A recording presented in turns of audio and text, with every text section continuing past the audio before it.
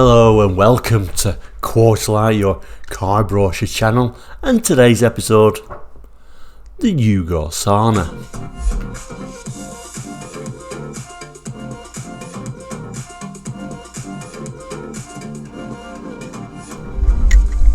Welcome back, and Quarterlight here. If you don't know, we look at car brochures from around the world 3 times a week, so if you're interested in that sort of thing, please consider subscribing. Anyway, back to today's episode, the Yugo Sana. The Yugo Sana was first introduced on the 19th of February 1987, and it actually ran quite a long way. I think it ran all the way till 2008, although in the UK we just got it from 1988 to 1992, I do apologise. So a short run in the UK. The war in the Yugoslavia put an abrupt end to Yugo sales in the UK. And even though it was the most expensive Yugo in the UK, it was still very much a price-conscious car, underselling things like a Mini Mayfair. But we'll have a look at them figures in a moment, them prices in a moment. But quite a rare car in the UK. It really was a bit of a throwaway car. I wouldn't say it was a great car, so a very rare car to see in the UK. Although if you look at back episodes of shows, YouTube shows like Hubnut, he had a white Yugo Sana for a while, although he never got it up and running. I think that car actually went on to another YouTube, Fuel Power, with Matt Pink, I do believe. I think he's got a white one and a red one that isn't actually far from being back on the road, the white one being Hubnut's original Yugo Sana. And I would imagine parts must be very hard to come by for those vehicles, so he's doing an amazing job. Anyway, back to our show, and let's have a look at today's brochure. So yeah, we've got a couple of brochures we're going to look at today. A Giugiaro design, incidentally, and it looked quite a leap forward to what we traditionally looked at or traditionally thought of as a Yugo at the time, although I can see many different cars in this. I can certainly see things like the Seat Ibiza, the Mark 1 Ibiza, a little bit of Fiat Uno at the time, and certainly a little bit of Fiat Tipo as well. And incidentally, it actually shared the engine with the Fiat Tipo. So I can certainly see those sorts of designs within this car, and like I say, it was certainly a leap forward for Yugo. Anyway, we'll open up some of these brochures. This first one, entitled the Yugo Motor Show 1990, shows the Yugo Sana, but more importantly, it shows the prices within it. So we'll have a little bit of a zoom in on this brochure. Here we go, this kind of a very nice happy family shot of this base model Sana, £5,660. And we'll see it's a lot more than what we traditionally thought of the price for a Yugo, but still very, very cheap. I think it did undersold things like the Mini Mayfair. I think the Mini Mayfair was slightly more at £5,775. You can see it's just undercutting that for a much more family friendly car, although they really didn't sell particularly well. But we'll certainly have a look at some of the text for this base model. It's the car that everyone's talking about. It's got everything you'd expect from a family-sized car, yet costs over £2,000 less than its closest rivals on the market. It's spacious seating, 5 adults in comfort, with 14.5 cubic feet of boot space too. Attractive with body styling by Giorgio Giugiaro. It has modern 1.4 litre OHC engine, which takes the car from 0 to 60 in only 13 seconds, 45 miles per gallon at 56 miles per hour. And it has remarkably high specifications. with a 5-speed gearbox, electronic function monitoring unit, rev counter, internal adjustable door mirrors, and a host of features you'd only expect to find on a car that costs twice as much. That's not all. Every Sana comes with a 2 years manufactured warranty, 3 2-year 24-hour RAC home start cover and 3-year anti-corrosion warranty. If you're looking for a family sized car, test drive the Yugo Sana. It's outstanding whichever way you look at it. And then we've got this model as well, so the Sana GL, this would be. More money, of course, 6,690. For that extra money, we've got some features like this full body kit and the colour keyed bumpers, this rear spoiler and side skirts. It also comes with things like tinted sunroof and a roof aerial and these kind of like what it refers to as being smart alloy wheels, a bit of a side stripe as well, looking at that, and obviously various little extras inside if you wanted to spend a bit more. Pretty rare car today, I'm sure. And yes, the Sana was very much a price conscious car, but Yugos were even more price conscious if you looked at the sort of super mini range. These 45As, 3,990, and then you've got a 55A for 4,490 and a 65A for 4,990. So you still had to pay more than what you was used to for a Yugo. And then you also had this, the Tempo. Look at that price, £2,999. You can understand why people would buy this, even though it had, super cheap wheels, the very basic model. But you can see why people were a bit more reluctant to pay that more for this new car. Interestingly, also in this brochure, you've got this: what the papers say about the Yugo range. And then this particular one from the Sunday Correspondence, it says, worth taking seriously. The Sana's main qualifications are excellent. A stylish body by master designer Gigaro with an up-to-minute engine from the 1.4 litre Fiat Tipo. And true to form for an Eastern European, the Sana offers what seems to be an impossibly good list of standard equipment for a very keen price.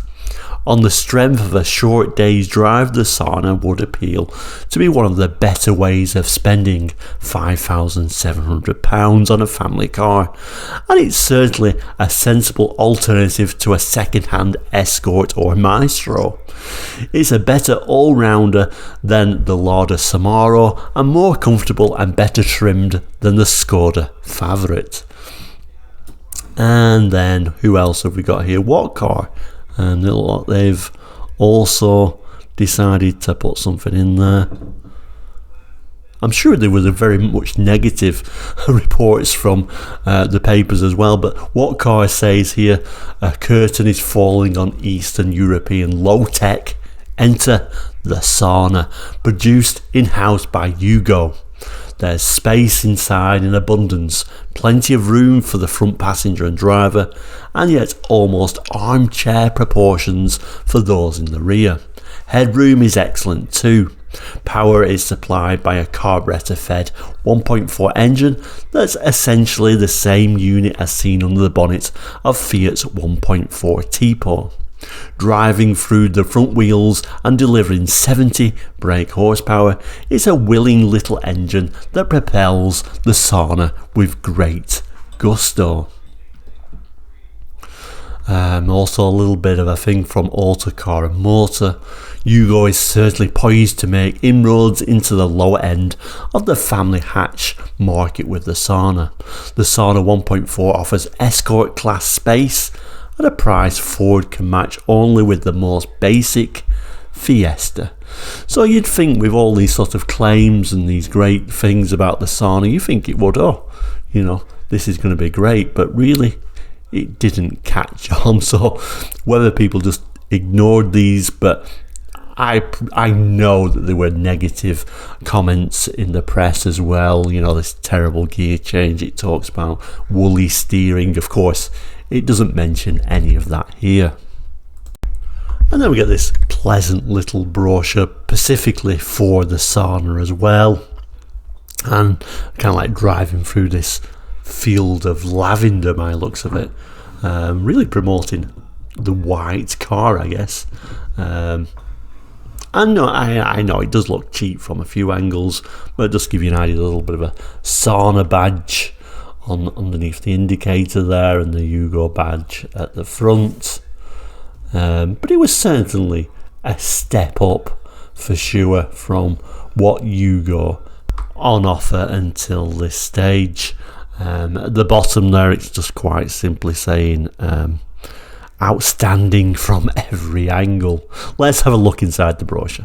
Within the brochure, it doesn't really give us that much more than what we've already seen in the previous brochure, but it does give us some nice little angles of the car. So we'll have a look at the different angles of the Yugo Sana within this brochure. And you can pretty much really see from this angle that, you know, there's a lot of glass area in there to make good visibility. I've never driven a Sana, but it looks like it would be quite good visibility in there. You can see a single wiper blade on there as well. And then there's this little image as well. I guess it's trying to show us a little bit of an image showing a bit of streamlining, I guess, although it doesn't really mention any streamlining figures. Oh, it does actually. I do apologise, it does. It says making the Sana's drag coefficient as low as 0.32, which is very respectable. We get this little bit of a rear image of the Sana, sort of a bit of a reflective area around the number plate. You can see how it's badged at the back as well.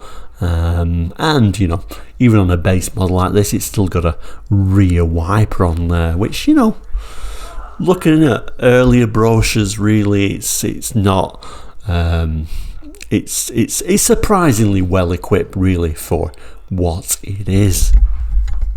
And there is another image of the rear of the Sana. And then we get a nice little idea of the hatch and a relatively low lip, or there is a little bit of a lip on there, isn't there, higher than the bumper area. Dad is trying to wrestle with an outboard motor for the boats they're about to launch, although I'm not really sure how they actually brought the boat. They've obviously brought the motor, I have no idea how they brought the boats, but there we go. We also get a nice little side view of the family as well, with their brand new Sana. Interior shot, quite an unusual switchgear, isn't it? But very much you know, a sea of grey plastic. And then the further travels of the Yugo Sana family. And then we're continuing the theme, outstanding from every angle, the specification and technical specifications, equipment specifications, etc, etc, with this nice little image of, you know, what the Sana has to offer. But we will have a look at these technical specifications as well. Some of the specifications, I'm not going to read it all out, but there it is for you to see. A 1.4 or exactly a 1372 cc engine. A few of the dimensions there as well. Fuel capacity 10.5 gallons, 5-speed gearbox though.